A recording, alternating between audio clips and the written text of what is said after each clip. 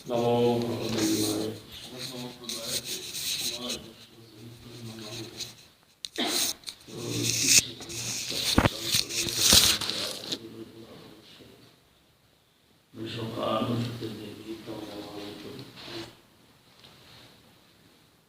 কৃষ্ণ করুণা সিন্ধু দীনবন্ধু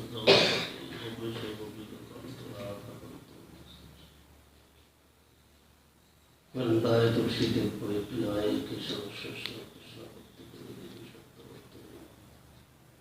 मनसा पवित्र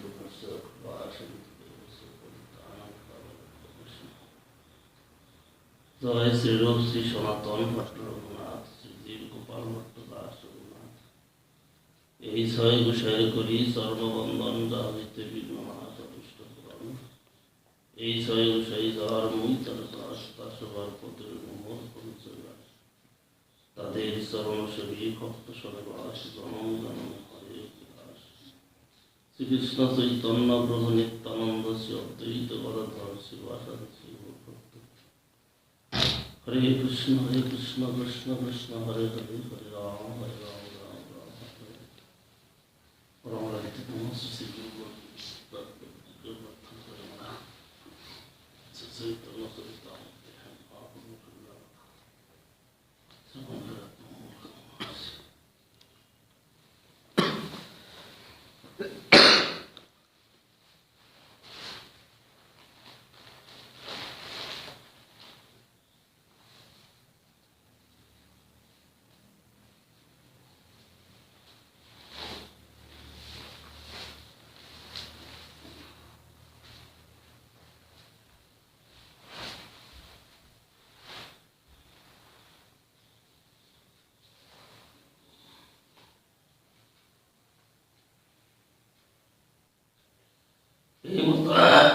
है पूर्वे कृष्ण रसेर सदन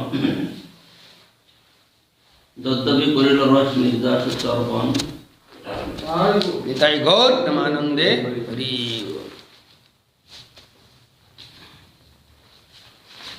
तथापि नहिल तीन वांछित पूरण ताहा साधिते यदि करिल तখন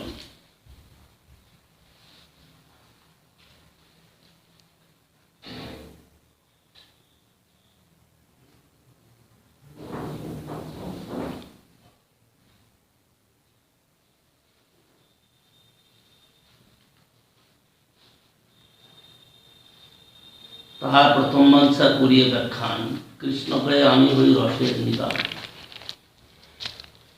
পূর্ণানন্দময় আমি চিন্ময় পূর্ণতত্ত্ব রাধিকার প্রেমে আমার করায় উন্মত্ত না জানি রাধার প্রেমে আছে কত বল যে বলে আমারে করে সর্বদা বিহ্বল রাধিকার প্রেম গুরু আমি শিষ্য নট সদা আমার নানা লিখে নাচায় উদ্ভট কস্মাৎ বৃন্দে প্রিয় সখী হরে পদমলা কত অসৌ কুণ্ডারণ্যে তিনি অকুরুতে নিত্য শিষ্যাঙ্কু তং তন্মূর্তি প্রতিতরল তং দিগ্দিক্ষু স্ফুরন্তি শৈল শিব প্রমতি পরিত নষ্টয়ন্তী সপশ্চাৎ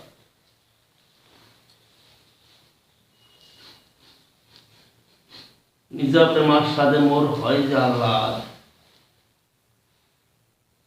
তা হইতে কোটিগুণ রাধা প্রেমার স্বাদ আমি জৈসে পরস্পর বিরুদ্ধ ধর্ম আশ্রয় রাধা প্রেম তৈসে সদা বিরুদ্ধ ধর্মময় রাধা প্রেমা কিছু যার বাড়িতে নাহি ঠাই তথাপি সে ক্ষণে ক্ষণে বারয়ে সদায়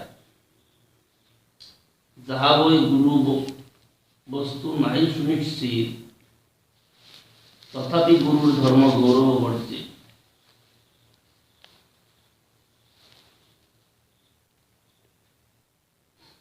যা হইতে সুনির্মল বুদ্ধি নাহি আর তথাপি সর্বদা ব্রাহ্ম বক্র ব্যবহার বিভুরপি কলয়ন সদাভিবৃদ্ধি গুরুরপি গৌরবচর্যয়া বিহীন মূর উপচিত বক্রিমাপি শুদ্ধ জয়তে মধুদ্দিশি রাধিকা অনুরাগ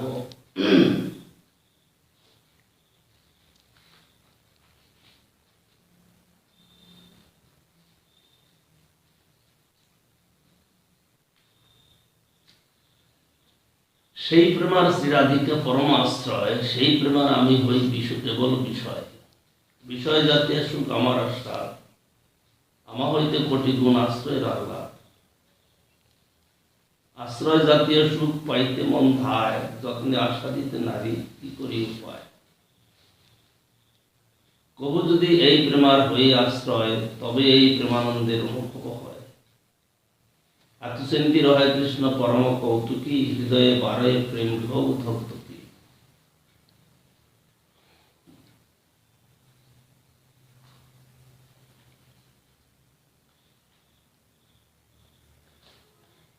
যিনি প্রেম করেন তিনি প্রেমের আশ্রয়, যাহাকে প্রেম করা যায় তিনি প্রেমের বিষয়। রসতত্ত্বে বিভাব অনুভাব সাত্ত্বিক ও ব্যভিচারী, এই চারি প্রকার সামগ্রী আছে। বিভাব রূপ সামগ্রী দুই প্রকার, আলম্বন ও উদ্দীপন।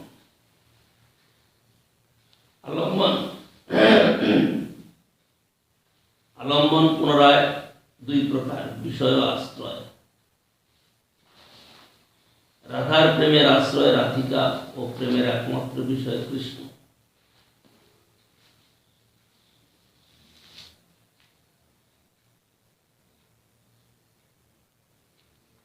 আমি কৃষ্ণ, আমাতে যে সুখ আস্বাদিত হয় তাহা বিষয় জাতীয় সুখ, কিন্তু আশ্রয়ে যে আহ্লাদ বা সুখ আছে তাহা আমার বিষয় জাতীয় সুখ হইতে কোটি গুণ অধিক। আশ্রয় জাতীয় সুখ রাধিকায় ভোগ করেন, আমি কৃষ্ণরূপে তাহা ভোগ করিতে পারি না। যদি কখনো সেই প্রেমের আশ্রয় হইতে পারি, তবে আশ্রয় জাতীয় সুখরূপ পরমানন্দ অনুভব করিব। এই আশ্রয়গত প্রেমাস্বাদের লোভী আমার বাঞ্ছা। এই এক সোনার লোভের প্রকার, সমাধুর্য দেখি কৃষ্ণ করেন অভিচার। অনন্ত অদ্ভুত পূর্ণ মোর মধুরিমা, ত্রিজগৎ ইহার কেহ নাই পায় সীমা। এই প্রেম দ্বারে নিত্য রাধিকে একলি, আমার মাধুর্যামৃত আস্বাদের সকল। যদ্যপি নির্মল রাধার সৎপ্রেম দর্পণ, তথাপি স্বচ্ছতা তার বারে ক্ষণে ক্ষণ।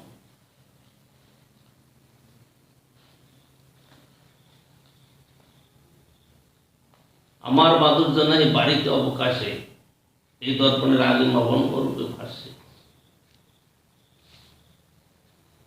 মন মাধুর্য রাধার প্রেম দোহে হোর করি, ক্ষণে ক্ষণে বাড়ে দোহে কেহ নাহি হায়। আমার মাধুর্য নিত্য নব নব হয়, স্ব প্রেম অনুরূপ ভক্তে আস্বাদ হয়। দর্পণাতে দেখি যদি আপন মাধুরী, আস্বাদিতে হইল আস্বাদিতে নারী। বিচার করিয়ে যদি আস্বাদ পায়, রাধিকা স্বরূপ হইতে তবে মন খায়।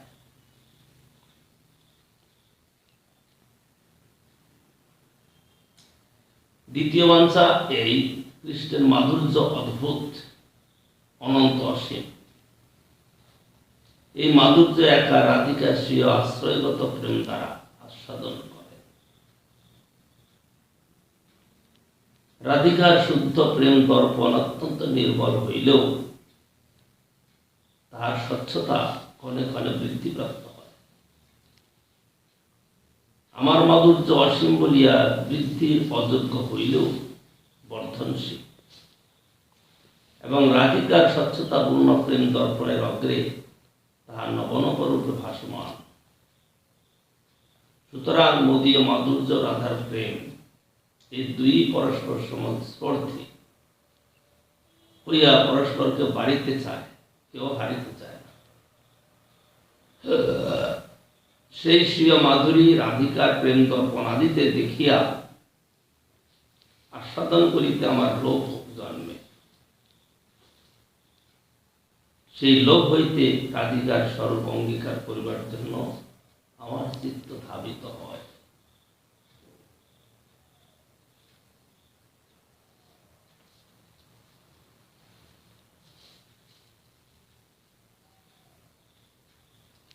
অপরিকলিত পূর্বক চমৎকারকারী স্ফুরতি মম করিয়ানেশ মাধুর্যপুর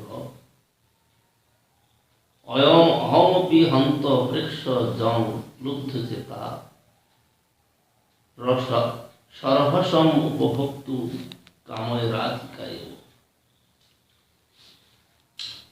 কৃষ্ণ কহিলেন, আহা, এই প্রগাঢ় মাধুর্য চমৎকারকারী অবিচারিত পূর্ব চিত্রিত শ্রেষ্ঠ পুরুষটিকে ইহাকে দৃষ্টি করি আমি ভুক্ত চিত্তে দেখিতেছি এবং বলপূর্বক আলিঙ্গন করিতে রাধিকার না ইচ্ছা করিতেছি।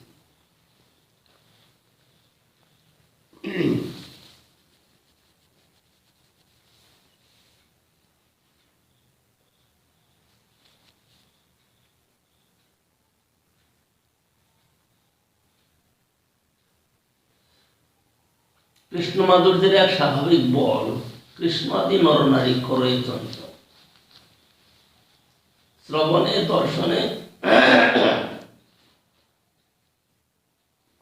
আপনার শ্রবণে দর্শনে আকর্ষণের সর্বমন আপনার সাথে কৃষ্ণ পরিণত। এই মাধুর্যামৃত পান সদা যেই করে, তৃষ্ণা শান্তি নয়, তৃষ্ণা বাড়ে নিরন্তর। অতৃপ্ত হইয়া করে বিধির নিন্দন, অবিদগ্ধ বিধি ভালো না জানে সৃজন। কোটি নেত্র নাহি দিল, সবে দিল দুই, তাহাতে নিমেষ কৃষ্ণ কি দেখিব মুই। অটতি যদ ভবান অন্যি কানন টুটির যুগায়তে তাম অবশ্যতাম কুটিল কুন্তলং শ্রীমুখম সতে জড় উদীক্ষতাং পক্ষ কৃত্তিসাম।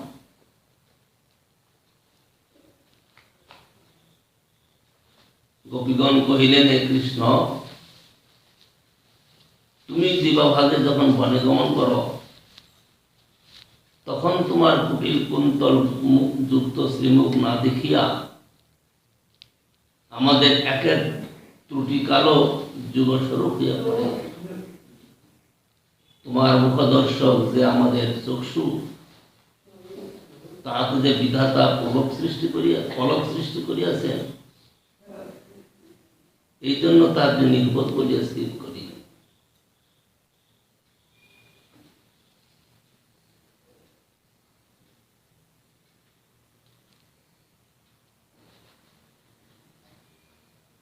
স্বয়ং কৃষ্ণ হইতে আরম্ভ করিয়া গোপী, বলদেব, নারায়ণ, লক্ষ্মী, অন্যান্য প্রাণী সকলকেই কৃষ্ণ মাধুর্য চঞ্চল করিতে স্বাভাবিক সামর্থ্য বিশিষ্ট।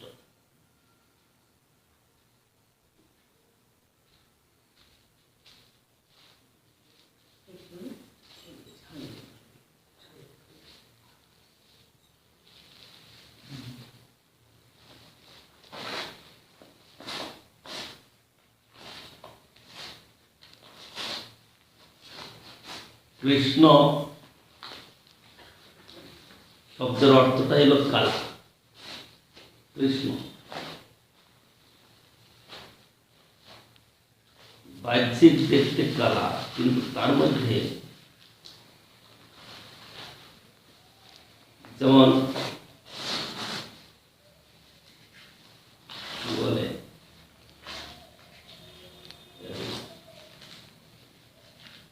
হীরা, ডায়মন্ড,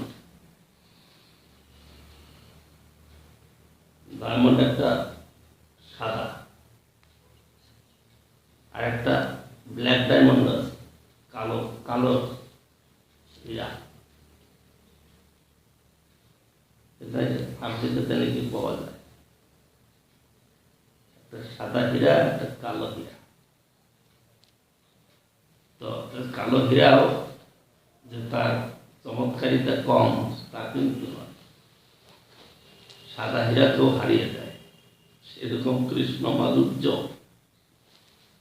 কৃষ্ণ মানে কালা হলেও তার মধ্যে এমন প্রিয়তা, ধর্ম, এমন মাধুর্য রয়েছে, তার সমস্ত কিছুই তার মুখমণ্ডল, তার মুখমণ্ডলের মধ্যে তার মুখ, তার ঠোঁট,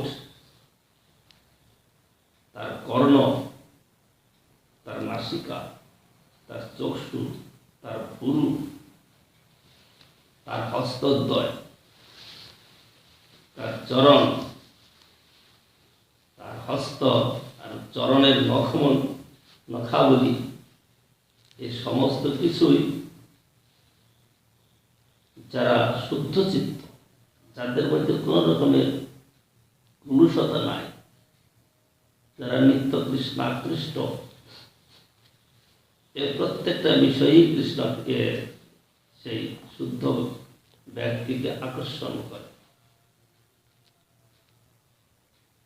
যদিও অন্য প্রাণীকে যারা অশুদ্ধ, তাদের চিত্ত শুদ্ধ নয়, নানান রকম পাপ অপরাধিতে পরিপূর্ণ, তারাও যদি কৃষ্ণকে দর্শন করে,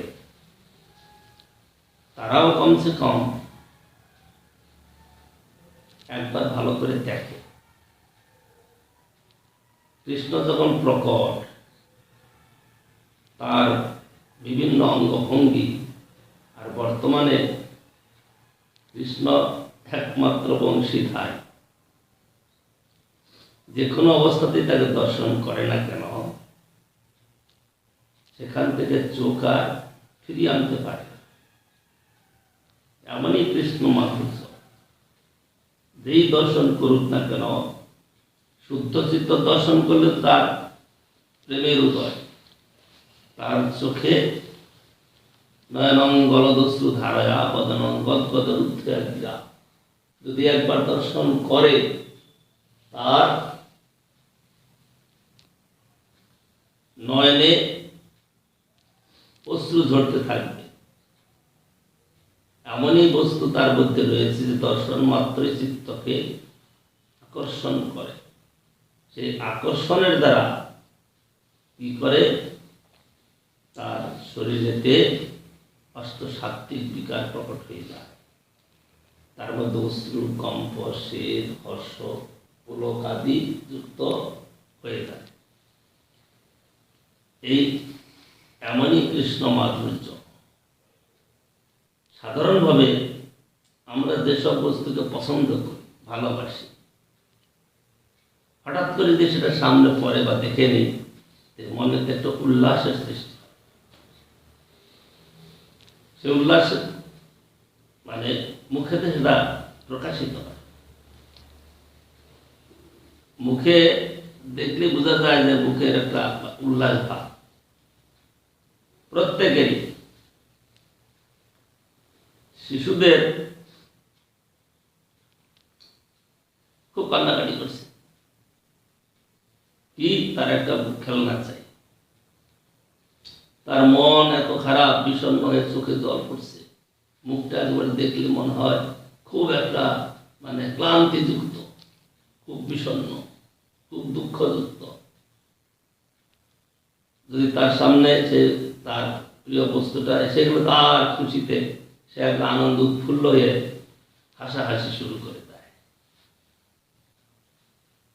সেই রকম কৃষ্ণ দর্শন হলে পরে শুদ্ধ চিত্ত ব্যক্তির চিত্ত আনন্দ উৎফুল্ল হয়ে যায়, আর সেই আনন্দের পরিণামস্বরূপ তার দেহেতে সাত্ত্বিক বিকার প্রকট হয়। এইরকমই কৃষ্ণ অঙ্গ, কৃষ্ণ মাধুর্য।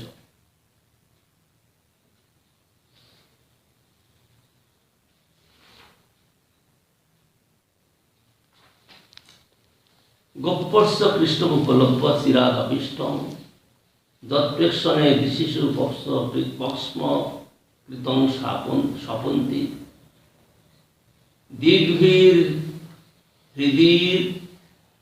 দিগ্ভির্হৃদি কৃতমলং পরিরভ্য সর্বাস্তদ্ভাবমাপুরবি নিত্যযুজান্তরাপম।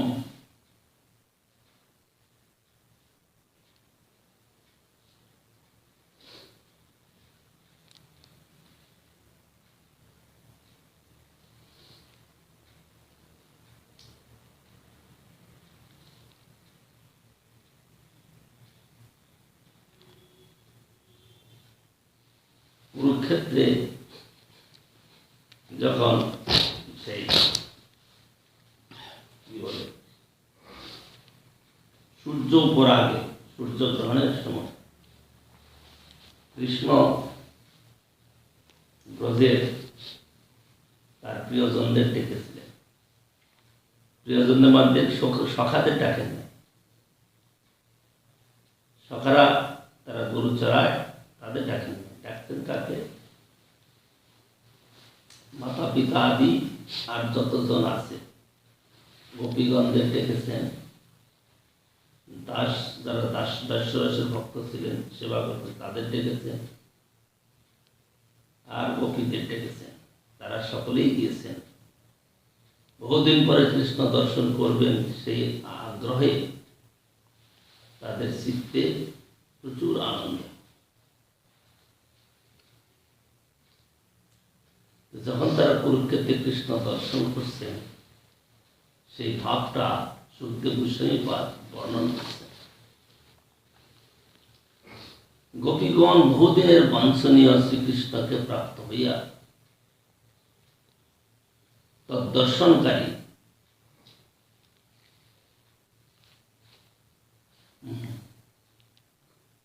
গোপীগণ বহুদিনের বাঞ্ছনীয় শ্রীকৃষ্ণকে প্রাপ্ত হইয়া তদ্দর্শন সময়ে চক্ষের নিমেষ সৃষ্টিকারী বিধাতাকে ভর্ৎসনা করিয়াছিলেন এবং দর্শন ইন্দ্রিয় দ্বারা হৃদয়ে সকলেই তাকে যথেষ্ট আলিঙ্গন করত পরম ভাব লাভ করিয়াছিলেন। সেই ভাব ব্রহ্মধ্যাতা যোগী দিগেরও অপ্রাপ্য।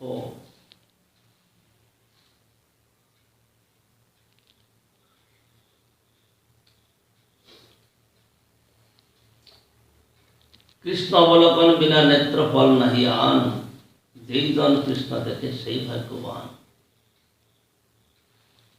অশ্নতাং ফলমিদং ন পরং বিদাম, সক্ষ পশুন বিবেশয়তোর বয়স্যই, বক্ত্রং ব্রজেশ সুতয় অনুবেনু দুষ্টং, জৈর্বা নিবিত মনোরক্ত কটাক্ষ মোক্ষম। গোপ্যস্তব কিমচরণ যদমস্বরূপম, লাবণ্য সারম অসমর্থম অনন্য সিদ্ধম, দৃগ্ভি পিবন্তি অনুসভাবিনভম দুরাপম, একান্ত ধাম যশস্বস্ত্রীয় ঐশ্বরস্য। গোপীগণ কহিলেন, হে সখীগণ, গাবিগণ সহ বয়স্যগণ বেষ্টিত হইয়া নন্দনন্দন দয় যখন বনে প্রবেশ করেন, তখন তাহাদের বেণুগীতে যুক্ত এবং অনুরক্ত জনের প্রতি কটাক্ষকারী বদন যারা চক্ষের দ্বারা সেবন করেন, তাহারাই ধন্য।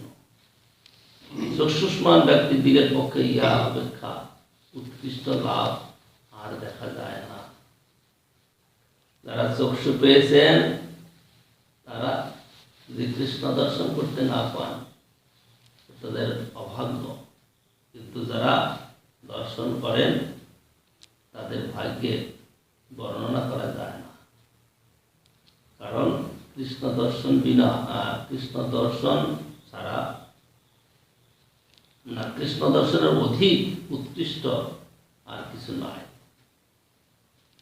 সেই জন্য চক্ষুষ্মান ব্যক্তি যারা যারা দর্শনের যে দ্বার ইন্দ্রিয়, সেটা হল চক্ষু।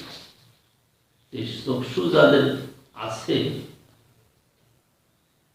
তাদের পক্ষে কৃষ্ণ দর্শনই সর্বশ্রেষ্ঠ দর্শন। আর যদি সেই কৃষ্ণ দর্শন না হয়, তাহলে চক্ষুর ফল বৃথা।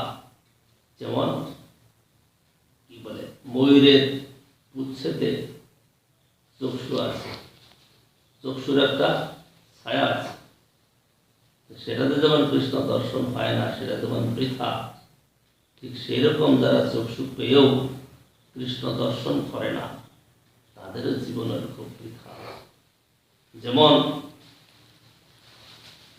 শ্বাস পেয়েও, শ্বাস মানে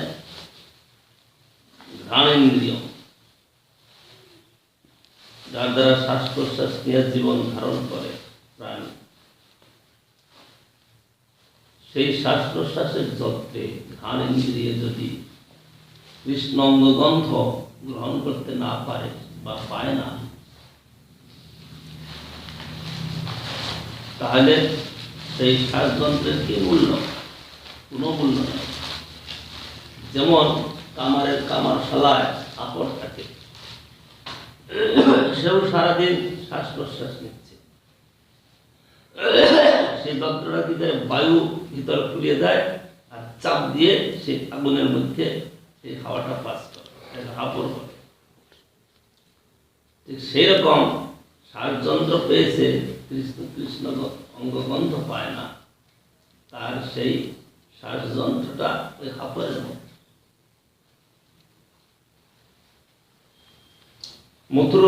মথুরবাসিনীগণ কৃষ্ণকে দর্শন করে কি বলছেন? আহা, গোপীগণ কি তপস্যাই করিয়াছেন! শ্রী ঐশ্বর্য যশসময়ের একান্ত আশ্রয়, দুর্লভ শতসিদ্ধ সমান অধিগ্রহিত লাবণ্য সার রূপ এই কৃষ্ণ অমৃত ধারা নয়ন দ্বারা নিরন্তর পান করে।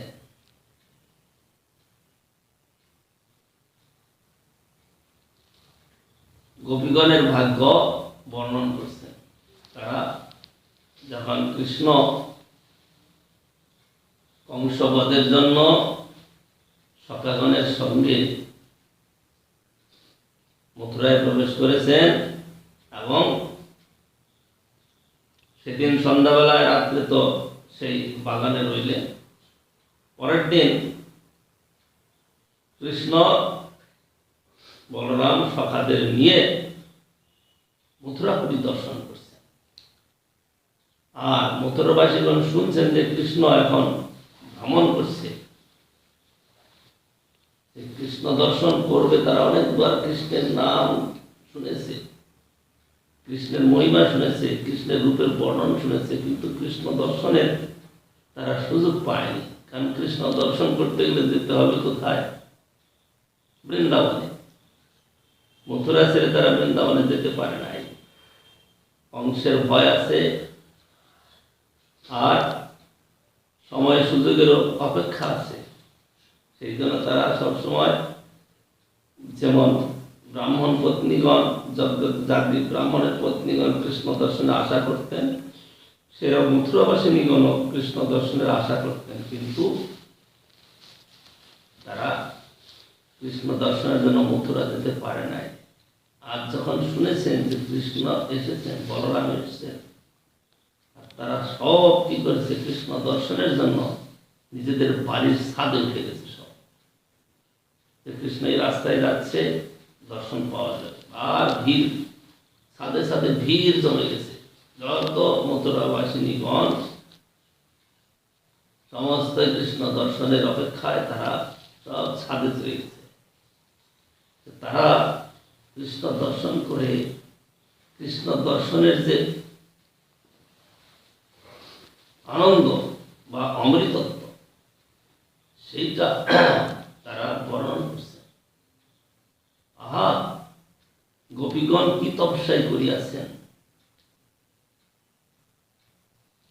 কারণ এই কৃষ্ণ দর্শন করবার জন্য যোগীগণ বহু বহু বৎসর, হাজার হাজার বৎসর তারা তপস্যা করে থাকে। তারা সমস্ত ইন্দ্রিয়কে রোধন করে, তাদের বাহ্যিক বস্তু ভোজনের অপেক্ষা নাই, তারা কেবল বায়ু সেবন করে তপস্যা করে, নিজেদের শরীরকে শুকিয়ে ফেলে, কিন্তু সেই কৃষ্ণ দর্শন পায় না। কিন্তু সেই কৃষ্ণকে গোপীগণ সর্বদাই দর্শন করে। তাদের কিরকম ভাগ্য! তাদের ভাগ্যের সীমা নাই। যে বস্তুটাকে পাওয়ার জন্য এত তপস্যা করে তারা পায় না, কিন্তু গোপীগণ তারা অনায়াসে লাভ করছে। তার মানে নিশ্চয়ই তারা কোনো তপস্যা করেছে। যশোদা মা কৃষ্ণকে ধরবার জন্য ছুটছে। সে যোগীগণ যাকে একবার দর্শন করার জন্য তাদের চিত্তকে কত যুগ যুগ ধরে ধাবিত করছে, দর্শন করবে পাবে বলে, কিন্তু পায় না। আর গোপী কি করছে, তাকে ধরবার জন্য ছুটছে। ধরবার জন্য ছুটছে, সে ধরেই ফেলেছে। যখন ধরেছে, সেই কৃষ্ণ ভয়েতে, কারণ হাতে লাঠি, যদি পিঠে হাঁটি লাঠি পড়তে থাকে, ছোট্ট বালক তো, আর মায়ের অঙ্গুরমূর্তি আসছে দেখে সে ভয়ে তো কাঁপছে। আর বালকের কি অবস্থা হয়, হাত দুটো দিয়ে চোখ কষাচ্ছে। তদন্তং মুহুর নেত্রম যুগ্মং বিজন্তম করাম্ভুজ যুগ্মেন সাতঙ্ক নেত্রম। মানে বালক এরকম করে কাঁধে তো ফেঁকে ফেঁকে ফেরে বলে, শ্বাস কম্প, শ্বাস বারবার শ্বাস নিচ্ছে, আর শরীরে কম্প, আর গলাতে কি হয়েছে, কৃষ্ণের রাধুস মধুস চেহারা তো, গলায় ত্রিবলি ছিল, মাংস, গলার মাংসটা তো সুন্দরভাবে বিন্যস্ত যে সেখানে 3টা রেখা পড়েছে, ত্রিবলি বলে তাকে। মূর্শ্বাস কম্প ত্রিরেখাঙ্ক কণ্ঠ স্থিত, মূর্শ্বাস কম্প ত্রিরেখাঙ্ক কণ্ঠ স্থিত গ্রৈব, গ্রহ মানে গ্রীবা, গলায় স্থিত গ্রৈব দামোদরম ভক্তিবদ্ধ। সেই অবস্থাতে মা যশোদা তাকে ধরে নিয়ে একদম বেঁধেই ফেললেন। কিসের দ্বারা বাঁধলেন? ভক্তির দ্বারা, ভক্তিবদ্ধ। তাকে বাঁধবে, তাকে দর্শন করার জন্য ছুটছে, তো দর্শন পায় না, আর তাকে মা বেঁধে ফেললেন এমনি না। তাকে বাঁধার জন্য একটা রজ্জু কাজ করেছে। রজ্জুটার অপেক্ষা মানে ভক্তিতে, ভক্তিবদ্ধম। তার জন্য কুন্তী দেবী তিনি কৃষ্ণকে যখন স্তব করেছিলেন, সেই স্তবেতে তিনি বলছেন, গোপাদে তুই কৃতজ্ঞী দাম তাবৎ যাতে তো শাস্ত্র করিল অঞ্জন সম্ভ্রমাক্ষম ভয় ভাবনায় স্থিতস্য সা মে মহা মানুষ মহেতি ভীর বিজদ বিভেতি। কৃষ্ণ সামাং বিমোহেতি, আমাকে মুগ্ধ করছে, মোহন করছে, বিমোহিত করছে। কি যে ভয় যাকে ভয় করে, ভয় মানে কাল, কালও যাকে ভয় করে, সে আজ কি করছে, ভয়েতে, কি ভয়, কৃতাগসী, অপরাধ করেছে। অপরাধটা কি? মাখন চুরি করেছে এবং দধিবান্ডটাকে ভেঙে দিয়েছে। কৃতাগসী দাম তাবৎ, আর দড়ি দ্বারা বন্ধন করবে, বাঁধবে। সেই অবস্থায় তোমার যে ভাব, যাকে দেখে কালো ভয় করে, কিন্তু আজ সেই মা যশোদার কাছে ভয় ভাবনায় অস্তিত্বস্য, ভয়েতে সে একদম সরসর হয়ে গেছে। এই যে তোমার ভাবটা আমাকে মুগ্ধ করে। সামাঙ্গি মহেতি ভীর অভিজাত বিভেতি,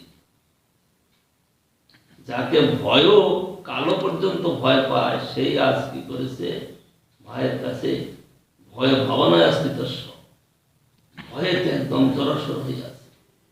তোমার যে রূপ, এই রূপ আমাকে মুগ্ধ করে দেয়। এইটাই হলো কৃষ্ণের মাধুর্য। তার সমস্ত ঐশ্বর্য থাকতেও আজ তিনি ভক্তের কাছে, ভক্তের যে মাধুর্যের প্রভাব, সেই প্রভাবে তিনি আজ একেবারে ছোট্ট শিশু হয়ে গেছে। এইটাই তার ভগবত্তার প্রভাব, একে বলা হয় ভগবত্তা। তিনি ভগবান হয়েও ভক্তের দ্বারা পরাজিত হয়ে যান, এটাই তার ভগবত্তার সর্বশ্রেষ্ঠতার পরিচয়। যেটা ব্রহ্মা, শিব, বলদেব, লক্ষ্মী, রুক্মিণী আদি কেউ লাভ করতে পারে নাই। যা লাভ করছে গোপী মানে যশোদা সুন্দরী। যশোদা যে কৃষ্ণের থেকে কৃপা লাভ করেছে আর কেউ পায়নি। কৃপাটা কি? যে তিনি ভক্তের কাছে বন্ধন স্বীকার করেছে। এই বন্ধন স্বীকার করাটাই হল কৃপা। তিনি দেখাচ্ছেন কি? তদীয় দেশু ভক্তের জিতত্বম। যারা ঈশিতা দর্শন করে, তার প্রতি স্তুতি করে, তার ঐশী শক্তিকে প্রণাম করে, এরকম ভক্তগণের সে যে আমার মাধুর্যপর ভক্তগণের শ্রেষ্ঠ। তদীয় দেশু ভক্তের জিতত্বম। তার ঐশ্বর্য মার্গের ভক্তদের সে যে মাধুর্যের ভক্তগণ শ্রেষ্ঠ, তার কারণ তিনি তার কাছে বশ্যতা স্বীকার করেন। ঐশ্বর্য মার্গের ভক্তদের কাছে বশ্যতা স্বীকার করেন না, তাদের অধীন হন না। তো তিনি এইটা দেখাচ্ছেন যে আমি আমার ভক্তদের কাছে বশ্যতা স্বীকার করি। এইরকম যে রূপ, যে কৃষ্ণকে মা বাঁধছেন, এইটা যেন আমি সর্বদা দর্শন করতে পারি। তারপরে কি বলছেন?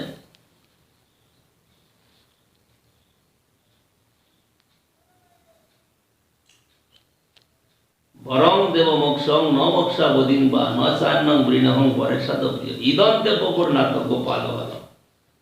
যিনি কীর্তনটা রচনা করছেন তিনি বলছেন, ঠাকুর তুমি যে মায়ের কাছে এরকম ভাবটা ধারণ করলে আর মা তোমাকে বন্ধন করলো, সেই সময় যে তোমার ভাবটা, এটা যেন তুমি আমার হৃদয়ে চিরকাল প্রস্ফুটিত থাকো। আমি যেন চিরকাল তোমার সেই ভাবটা আমি হৃদয়ে অনুভব করতে পারি, দর্শন করতে পারি। বলছে তাই কাম্যকে চিরদিন মা বেঁধেই রাখবে, তুমি এরকমই মনে করো? বলে না না, কিন্তু এইটা যে একটা আনন্দে পরিপূর্ণ একটা ভাব তোমার, আমি সেইটা দেখে মুগ্ধ হয়ে যাই। সেই জন্য বলছি এই রূপটা যেন আমি চিরকাল মনের মধ্যে ধারণ করতে পারি, যে তুমি এরকম ঐশ্বর্যযুক্ত হয়েও তুমি আজ ভক্তের কাছে একেবারে ছোট্ট শিশু। এইটা হলো তার ভগবত্তা, এইটাই তার মাধুর্য। সেই জন্য এখানে মথুরাবাসিনীগণ বলছেন, হো গোপীগণ কি তপস্যাই না করিয়াছেন, যে যেখানে শ্রী সৌন্দর্য, ঐশ্বর্য ও যশসমূহের একান্ত আশ্রয়, দুর্লভ, শতসিদ্ধ, অসমান ঊর্ধ্ব মানে সমান এবং অধিক রহিত, লাবণ্য সার, মাধুর্যের সার। লাবণ্য বলতে বোঝায় কি? অঙ্গ প্রত্যঙ্গগুলা তার সৌন্দর্যের সার। এটা কখন প্রকাশ হয়? মানুষের শরীরে যখন যৌবন আসে। যখন যৌবন আসে, মানুষের অঙ্গে প্রত্যেকটা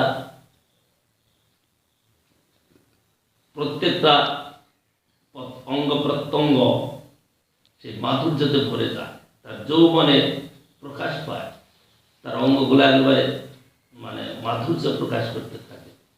সেরকম কৃষ্ণ অঙ্গ সর্বদা মাধুর্যময়। মাথুরাবাসিনীগণ দর্শন করে তারা এইটা বলছেন, ও কবিগণ কি তপস্যাই না করিয়াছেন, যেখানে এইরকম বস্তু বিদ্যমান, স্ত্রী ঐশ্বর্য যশমের একান্ত আশ্রয়, দুর্লভ, শতসিদ্ধ, সমানধি গৃহীত, লাবণ্যসার রূপ এই শ্রীকৃষ্ণ বদনামৃত, তাহারা নয়ন দ্বারা নিরন্তর পার করে। তারা সবসময় দর্শন করতে থাকে। তো তারা যে দর্শন করছেন, একবার দর্শন করে তারা অভিভূত হয়ে যাচ্ছে না। সেটি যদি সবসময় কাছে থাকে, যেটা তার প্রতি অতটা আদর থাকবে, অতটা আদর থাকে না বলেই তো মা যশোদাকে বাঁধতে গেছে। রাধিকা বলছে আমি তোমার আর দেখবই না, কাছে আছে বলে। তার ওইরকম মাধুর্য দর্শন করেও তাকে কখনো কখনো মা যশোদা বাঁধতে গেছে। কখনো লাঠি হাতে নিয়ে দৌড়াচ্ছে, আর কখনো গোপী একদম মুখ ফুরিয়ে বসে গেল, আর দেখবি না। এটা কখন হয়? যখন কিনা খুব বেশি পেতে থাকে, আর যখন চলে গেল, হারিয়ে গেল, মা যশোদা কাঁদছেন যে কৃষ্ণ আমাকে বারবার বলছে, মা আমাকে বেদনা বেদনা, বাঁধলাম বলে আছে, কৃষ্ণ চলে গেল আমাকে ছেড়ে। যদি না বানতাম তাইলে হয়তো যেত না। এই দুঃখের সময়তে সেই কথাগুলো মনে পড়ছে। এই মনে পড়াটাই হলো আমাদের পক্ষে উত্তম অবস্থা, যে সেই সময় যে তার মনে পড়ছে, সে মনে পড়াতেই তার দুঃখে হৃদয়টা বিগলিত হচ্ছে, আর চিত্তেতে সর্বদাই সেটা স্মৃতি পথে আসছে। এইটাই হলো সাধন প্রক্রিয়া। আমাদের বলছেন, আমরা কাল শুনলাম যে কি এই বিরহ, কৃষ্ণ দর্শন করতে পারছি না, এই অবস্থাটাই হলো ভক্তের পক্ষে উত্তম, কারণ ওই অবস্থায় সাধন করতে পারে। কৃষ্ণ দর্শন পেয়েছি বা সাধনের সাধ্যবস্তু পেয়ে গেলাম, তো আনন্দ হচ্ছে, কিন্তু সাধ্যবস্তু নাই সামনে, তার জন্য যে চেষ্টা, সেই চেষ্টাটাই হলো উত্তম কথা। তো গোপীগণ কে প্রশ্ন করেছিলেন, তোমরা কি চাও? কৃষ্ণকে সামনে পেতে চাও নাকি?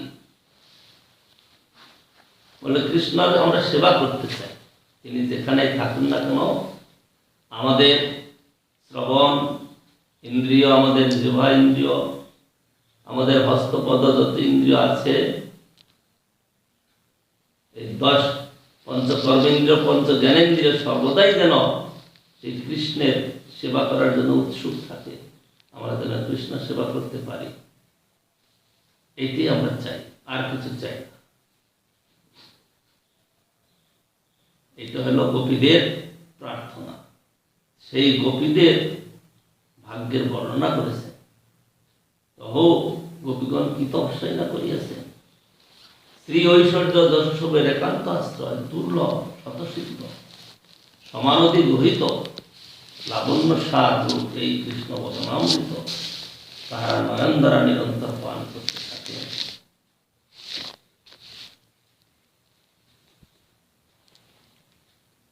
অপূর্ব মাধুরী কৃষ্ণের, অপূর্ব তার বল, যাহার শ্রবণে মন হয় টলমল। এই যাজ্ঞিকপত্তিগণ তারা দর্শন করেন নাই, কিন্তু তারা শ্রবণ করেছেন। কিভাবে শ্রবণ করেছেন? তারা বৃন্দাবন যেতে পারেন নাই, কারণ ব্রাহ্মণদের নির্দেশ নাই,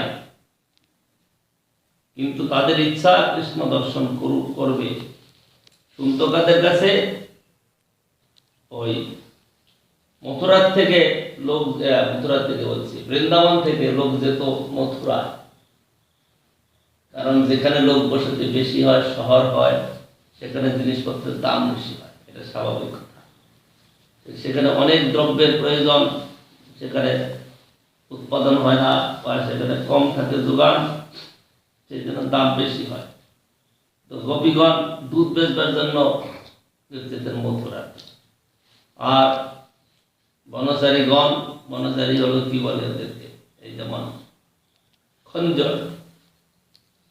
খঞ্জর জাতি, ওরা হলো যাযাবর টাইপের। বা বৃন্দাবনে বিভিন্ন বনবাসী উপজাতি আদি আছে, তারা ওই বনের থেকে শাক সবজি ফলমূল আদি সংগ্রহ করে মথুরায় বিক্রি করতে যেত। রাস্তায় পড়তো ওই কি বলে যাজ্ঞিক ব্রাহ্মণদের গ্রাম পড়তো। সেই গ্রামের মধ্য দিয়ে তারা যেতেন, আর কখনো কখনো ওদের কাছে বিক্রি করতেন। তাদের কাছে বসে মেয়েদের কাজ কি গল্প করা, ওই গল্প করতো। কি গল্প করতো? নন্দমার্গের আমার একটা ছেলে, একবার তাকে দেখলে চোখ ফেরানো যায় না, তার দর্শনে হৃদয়টা ভরে যায়। ওদের ওইসব কথা শুনে ওই চারটি ব্রাহ্মণ পত্নীদের ইচ্ছা হতো যদি একবার কৃষ্ণ দর্শন পেতাম তাহলে আমাদেরও চোখটা সফল হতো। এরকম দর্শন করার যে আশা তারা সর্বদাই মনে মনে পোষণ করত। সেই আশা পোষণ করতেন বলেই একদিন কৃষ্ণ তাদের দর্শন দিলেন। তারা প্রথম কিভাবে দর্শন করলেন? কৃষ্ণ কদম্ব বৃক্ষের নিচে দাঁড়িয়ে আছেন আর বাম হস্ত সকার কাঁধে দিয়েছেন আর দক্ষিণ হস্তেতে কমল পুষ্প ফুল থেকে তুলাচ্ছেন। ত্রিভঙ্গ ভাবে তিনি দাঁড়িয়ে আছেন। এইরকম রূপ সেই কি বলে ব্রাহ্মণীগণ দর্শন করলেন। তারা দর্শন করে তার আনন্দে বিভোর। তখন কৃষ্ণ তাদের সঙ্গে কথা বলছেন। এই কৃষ্ণ মাধুর্যের অপূর্ব মাধুরী, কৃষ্ণের অপূর্ব তার বল, যাহার শ্রমণে মন হয় টলম। কৃষ্ণের মাধুর্যে কৃষ্ণ বজইল, সম্যক আস্বাদিতে তারে মনে রহে খুব। কৃষ্ণ নিজের মাধুর্য দেখে তার আস্বাদন করার ইচ্ছা জাগে, কিন্তু তিনি বিষয় ভাবেতে দর্শন করতে পারেন, মানে সেই লোককে কাজে লাগাতে পারেন না, আস্বাদন করতে পারেন না। এইটা গেল একটা হেতু, মানে কৃষ্ণের অবতারের, মহাপ্রভুর অবতারের একটা হেতু। এই তো দ্বিতীয় হেতুর করিল বিবরণ। তৃতীয় হেতুর এবে শুন লক্ষণ। অত্যন্ত নিগুড় এই রসের সিদ্ধান্ত, শরৎ গোসাই মাত্র জানেন একান্ত। যেবাকে অন্য জানে সেও তাহা হইতে, চৈতন্য গোসাইতে অত্যন্ত মর্ম যাতে।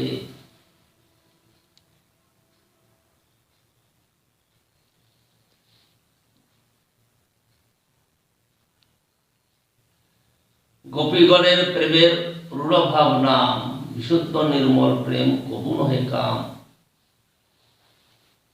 প্রেমৈব গোপরাবণাং কাম ইত্যগমৎ প্রথাম, ইতি উদ্ধবাদয় অপি একং বাঞ্ছন্তি ভগবৎ প্রিয়া।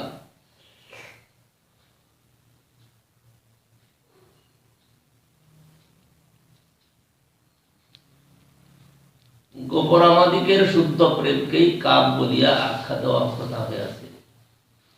ভগবত ভক্ত উদ্ধবাদীও এই প্রেমের পিপাসু।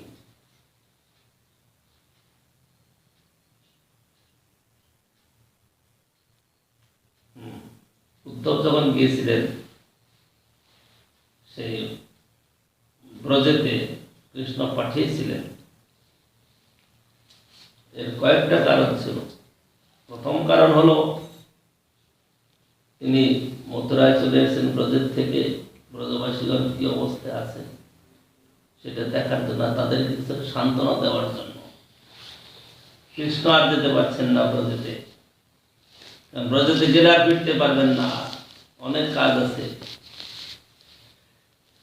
আর ব্রজের দিকে যদি ফিরে আসেন তাহলে ব্রজবাসীগণ যাচ্ছে দুঃখ পাচ্ছে, তাতে 1000 গুণ দুঃখ বেড়ে যাবে।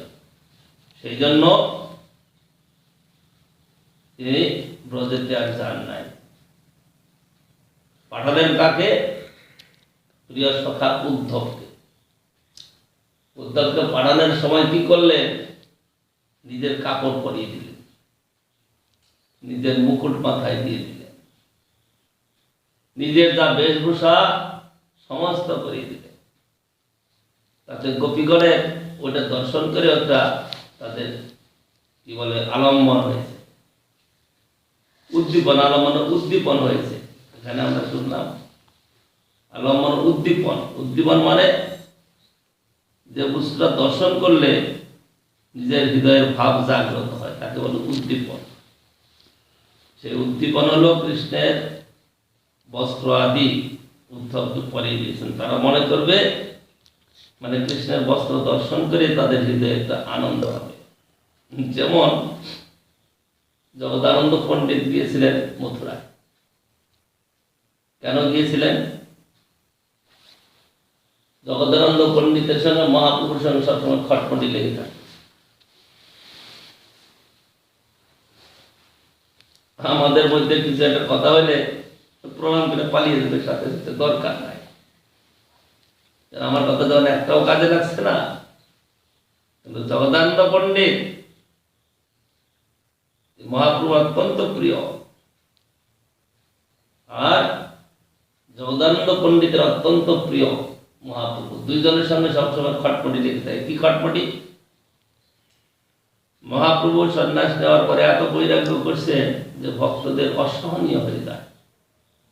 শীতকালের দিনে ত্রিসন্ধ্যা স্নান, ভূমিতে শয়ন, গায়ে কম্বলাদি কিচ্ছু দেবেন না, লেপ তো সব কিচ্ছু টানবেন। ভক্তদের কষ্ট হয়, জগদানন্দ পণ্ডিতের অধিক কষ্ট। তো জগদানন্দ পণ্ডিত একবার গিয়েছিলেন নবদ্বীপে, সেখান থেকে এক প্রকার কবিরাজি তেল, যেটা চন্দন কাঠের বা চন্দনের তেল থেকে তৈরি, তার নামও চন্দনাদি তেল, সেটা ওই কবিরাজি মতে বা আয়ুর্বেদের মতে তৈরি। এটা এক হাড়ি নিয়ে গেছিলেন। তো মহাপ্রভুকে সোজাসুজি বলার সামর্থ্য নাই।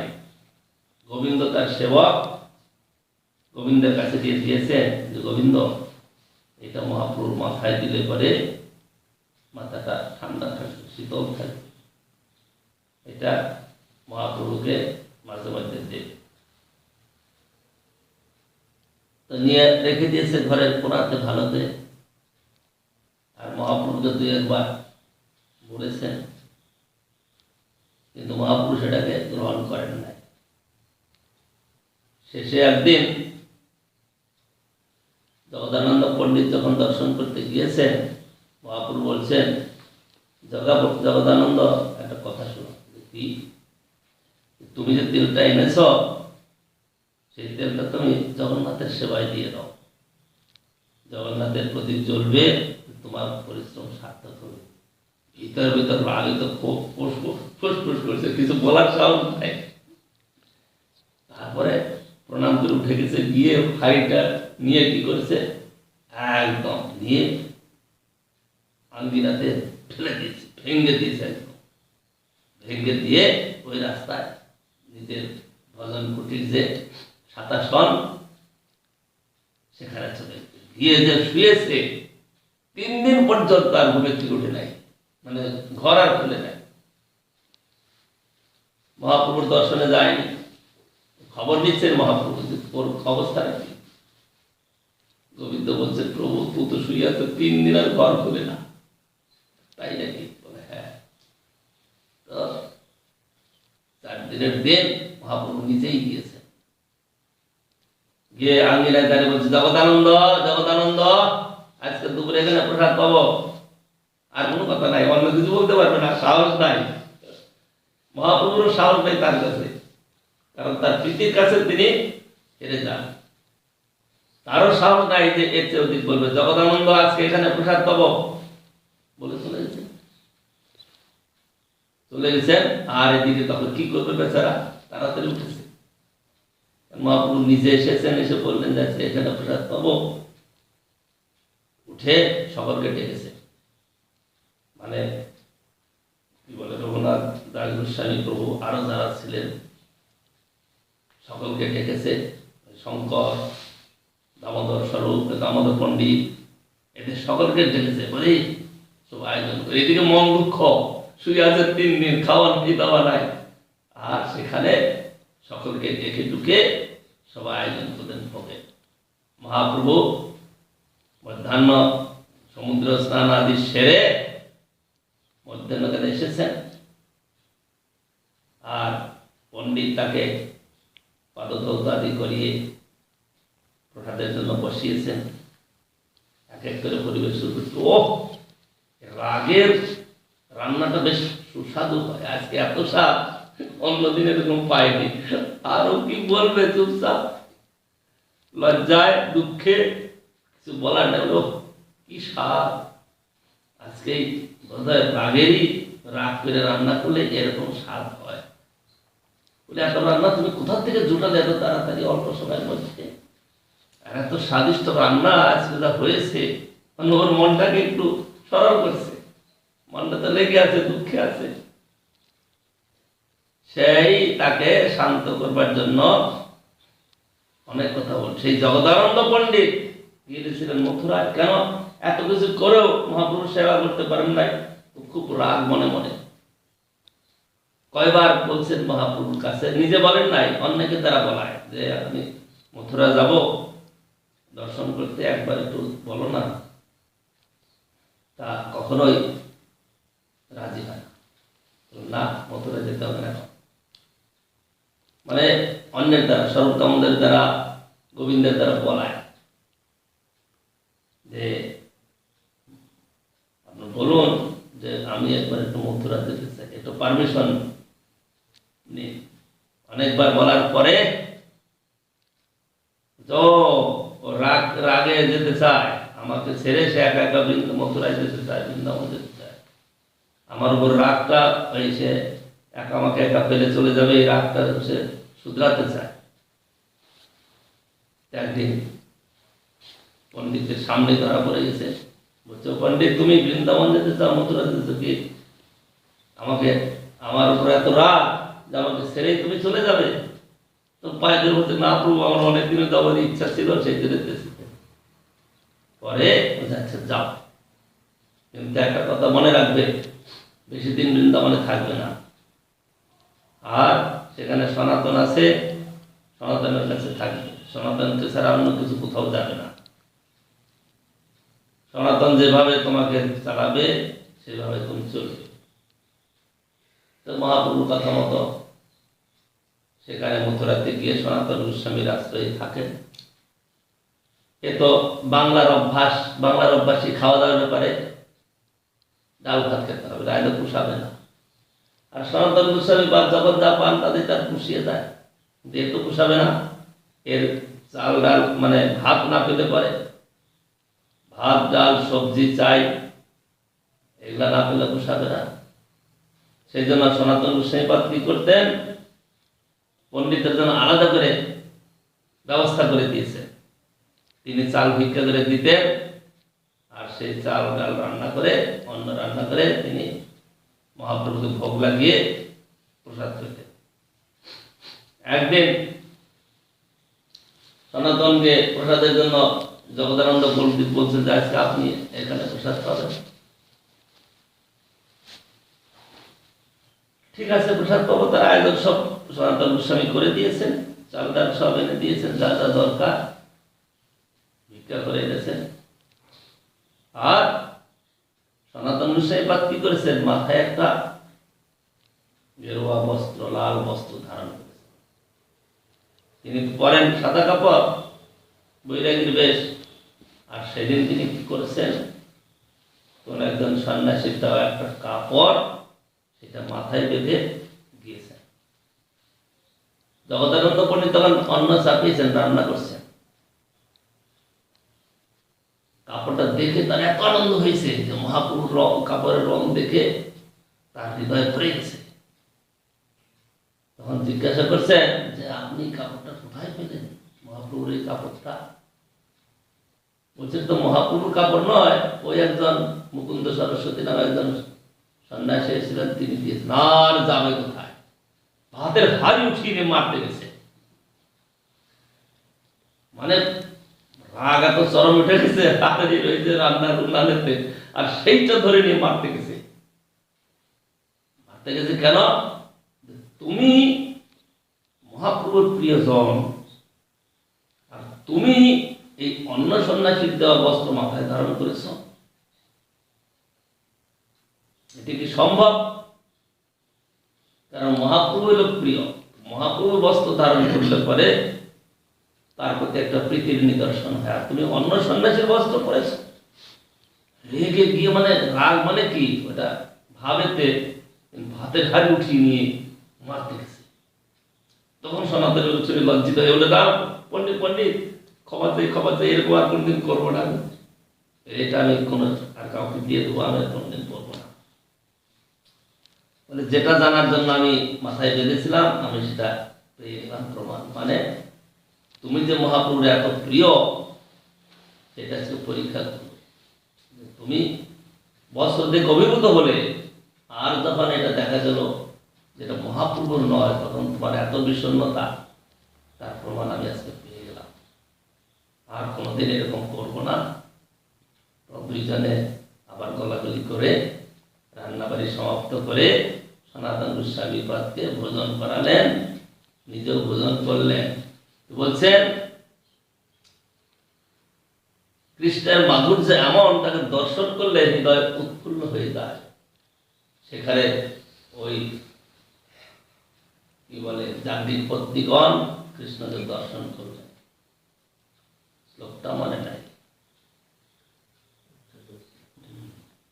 ওই মহাপ্রভু যখন কি বলে নিত্যানন্দ প্রভুর সঙ্গে মিলন হলো, সেই সময় শ্রীবাস পণ্ডিতকে বললেন যে কৃষ্ণ রূপ বর্ণন করো। তখন ওই শ্লোকটা বলছিলেন, তখনও নিত্যানন্দ প্রভু একদম ভাবাবিষ্ট হয়ে গেলেন।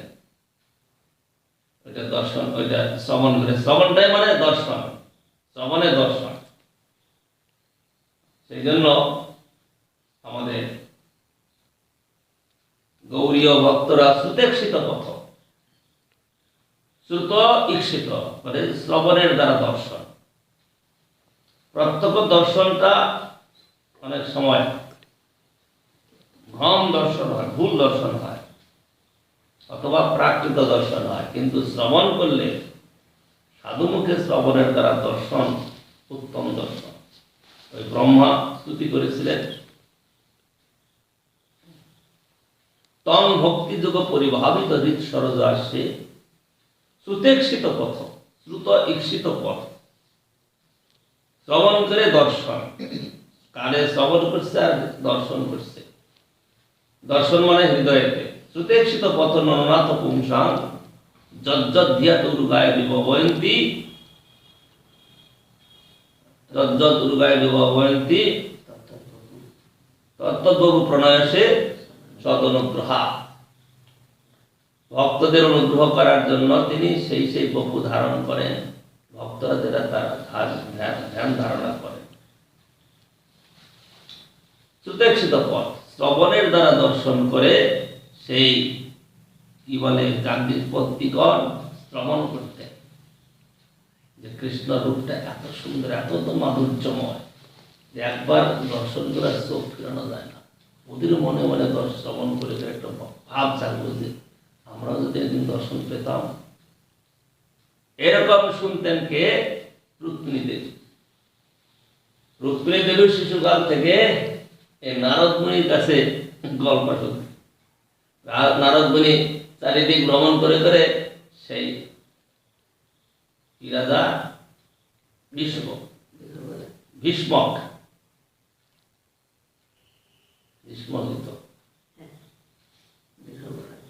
ভীষ্মক রাজার কাছে ওই রাজ দরবারে যেতেন। রাজা তাকে সম্মান করতেন, আদর করতেন, তার সেবা যত্ন আদি করতেন। রুক্মিণী দিয়েও সেবা টেবা করতেন। রুক্মিণীও সেই নারদ গোস্বামীর সেবা করতেন, তার হাত পা টিপে দিতেন, তাকে প্রসাদের থালা ধুয়ে দিতেন, উচ্ছিষ্ট পাতা ধুয়ে দিতেন, সব কিছু করতেন। আর তার কাছে ওই নারদ গোস্বামী গল্প করতেন। মেয়েদের কাছে যদি ছেলেদের গল্প করা যায়, মেয়েদের চিত্ত তো আকৃষ্ট হয়। আর সেই রুক্মিণী দেবী কৃষ্ণের গল্প শুনতেন। নারদ গোস্বামী বারবার গল্প করতেন কৃষ্ণের কথা, যে এত সুন্দর ছেলে, মানে এত সুন্দর তার রূপ, তার দর্শন করলে সব ফেরানো যায় না। তো ছোটকাল থেকেই রুক্মিণী দেবী শুনতে শুনতে কৃষ্ণের প্রতি তার ভাব জেগে গেছে। এরকম হলো কৃষ্ণ রূপ।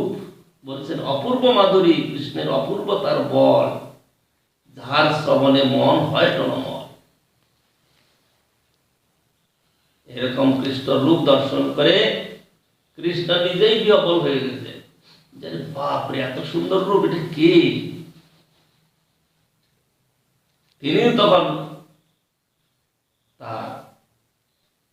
চক্ষুর দ্বারা তিনি তাকে একেবারে অন্তরে তাকে আলিঙ্গন করছেন, নিজেকেই নিজে আলিঙ্গন করছেন। এত সুন্দর, এত মাধুর্যের মধ্যে রয়েছে যে কৃষ্ণ নিজেই বিহ্বল হয়ে যাচ্ছে। সুতরাং মহাপ্রভু নিজেই, সেই কৃষ্ণ নিজেই সেই ভাবটা অনুভব করার জন্য বহু সুন্দর রূপে আবির্ভূত হয়ে তিনি সেটা আস্বাদন করেছেন। কিন্তু সন্ন্যাসী বৈরাগী হইয়া ভ্রমী দেশে দেশে তবু না পাইল রাধার প্রেমের উদ্দেশ্যে। রাধার প্রেম যে কত গভীর, রাধার প্রেম যে কতটা পারাপার শূন্য, মহাপ্রভু নিজেও স্বয়ং কৃষ্ণ সেটা শেষ করতে পারেন না আস্বাদন করে। কিরকম আস্বাদন? ওই স্বরূপ দামোদর আর রাগানন্দর কাছে শ্লোক শুনতেন, যেমন রুক্মিণী আদি শুনে, যাজ্ঞবল্ক্যগণ শুনেছেন, মথুরাবাসিনীগণ শুনেছেন, শুনে শুনে কৃষ্ণের প্রতি তাদের হৃদয়ের একটা আকর্ষণ জেগেছে। ঠিক সেই রকম, কার কথা বললাম? স্বরূপ রামানন্দের কাছে শুনে শুনে তিনি সময় কাটাতেন, শুধু শুনতেন। সেই শ্রবণ, সুপ্রেক্ষিত পথ শুনে শুনে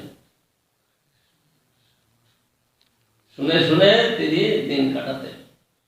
এইটাই হলো গৌরীয় বৈষ্ণবদের ভজন, এইটা শিক্ষা দিয়েছে।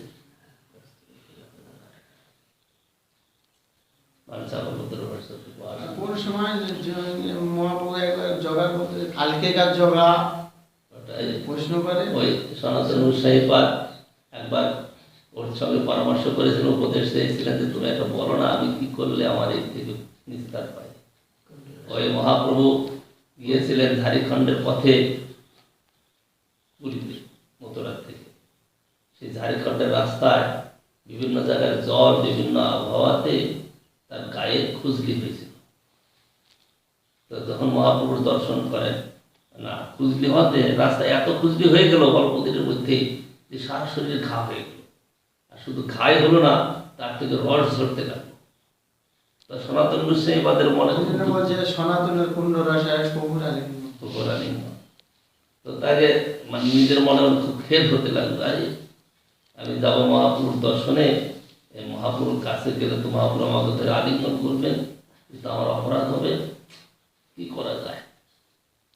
মনের দুঃখে দুঃখে আসছে, আসার সঙ্গে সঙ্গে তাই হলো। দর্শন করেই মহাপ্রভু তাকে আলিঙ্গন করতে যাচ্ছেন, আর সনাতন পিছিয়ে ভাবছে না, প্রভু আমাকে চুবে না, চুবে না, এরকম চুরিতে আমার কণ্ঠরসা, তোমার গায়ে লাগবে, আমাকে চুবে না। তো মহাপ্রভু তো মানছেন না, এক ধরে আলিঙ্গন দেন, আর সমস্ত রস দিয়ে মহাপ্রভুর গায়ে লাগে। প্রতিদিন এরকম করবে, প্রতিদিন এরকম করে তো মনে খুব দুঃখ হচ্ছে। একদিন জগদানন্দ পণ্ডিতের সঙ্গে পরামর্শ করছে যে কি করা যায়। এরকম ভাবে আমি চাই না যে মহাপ্রভু আমাকে আলিঙ্গন করুক, কিন্তু কিছুতেই শুনবেন না, এরকম করে মনের দুঃখে আমি কি করি। তখন জগদানন্দ পণ্ডিতের সঙ্গে তা আলাপ করছে, এরকম করেই থাকে লোকে। পণ্ডিত তখন বলছেন, ঠিক আছে, আপনি রথযাত্রা দর্শন করে আপনি চলে যান মথুরায়, কারণ প্রভু দত্ত দেশ, প্রভু তো আপনাকে বৃন্দাবনে থাকতে বলেছেন, সেটা বৃন্দাবন চলে যান, তাই আর এই অসুবিধা আপনার হবে। আর মহাপ্রভু সেদিন আলিঙ্গন দিয়েছেন, তখনই মনের দুঃখে সেই কথাটা বলে দিয়েছেন যে আমি মানা করি, তাও আপনি এরকম করেন। তো জগদানন্দ ঠিক বলেছেন যে কি, যে আপনি বৃন্দাবন চলে যান, সেখানে যে থাকলে এই দুঃখ হবে না। কি কালিকার পূর্ব জগা হইছে গরিব হইল, তোমার সবার উপদেশ করিতে লাগিল। কালকের পূর্ব জগা, পূর্ব মানে কাকে বলে? ছাত্র, শিক্ষানবিশ, শিখছে। এই শিক্ষানবিশ জগদানন্দ তোমাকে উপদেশ দিচ্ছে। তখন মহাপ্রভু পায়ে ধরেছে, ও আজকে জানলাম যে জগদানন্দ আপনার কত প্রিয়। মানে প্রিয়জনকে ধমকায়, গালি দিতে পারে, তার প্রতি নিজের মানে সন্তোষ অসন্তোষ ব্যক্ত করে পারে।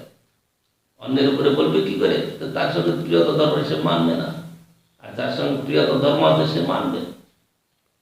তখন মহাপ্রভু লজ্জিত হয়ে গেছে, না না, তুমি এরকম মনে করো না, আমি তোমাকে ভালোবাসি না, কম ভালোবাসি তা নয়, জগদানন্দের চেয়ে তোমাকে বেশি ভালোবাসি। বলছে তা এটা বাহ্যিক কথা, আমি আজকে প্রমাণ পেয়ে গেলাম যে জগদানন্দ আপনার কত প্রিয়। এইভাবে কথা প্রসঙ্গ হয়েছিল। তারপরে মহাপ্রভু তাকে পুনরায় যখন আলিঙ্গন দিলেন, রথের চাকা প্রাণ বলতে অন্য কথা হলো, তারপরে মহাপ্রভু যখন তাকে আলিঙ্গন দিলেন, তার শরীর থেকে সমস্ত কুণ্ডরসাদি সব চলে গেল, একদম সুন্দর বর্ণ, সুন্দর রূপ হয়ে গেল, আবার ঠিক হয়ে গেল শরীর। তখন আশ্চর্য হলেন, তখন হরিদাস ঠাকুরের সঙ্গে সুসঙ্গ হচ্ছে, মহাপ্রভুর কৃপা, আলিঙ্গন দিয়ে তার শরীরকে ঠিক করে দিল।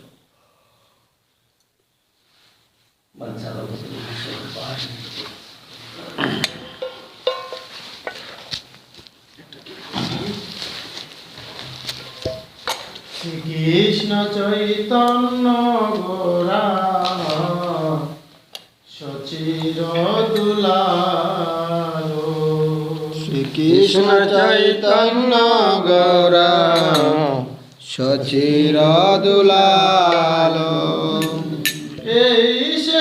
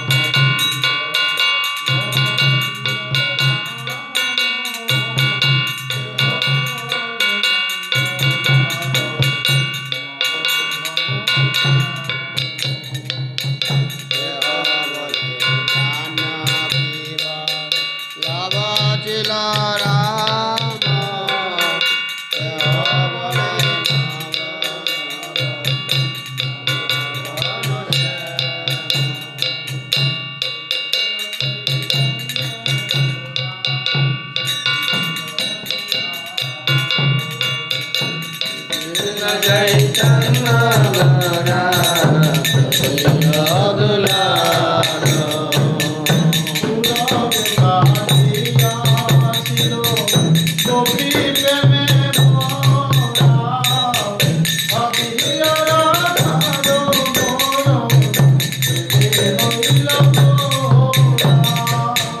পুরবে কালিয়া ছিল গোপী প্রেমে মোরা, ভাবিয়া রাধার প্রেম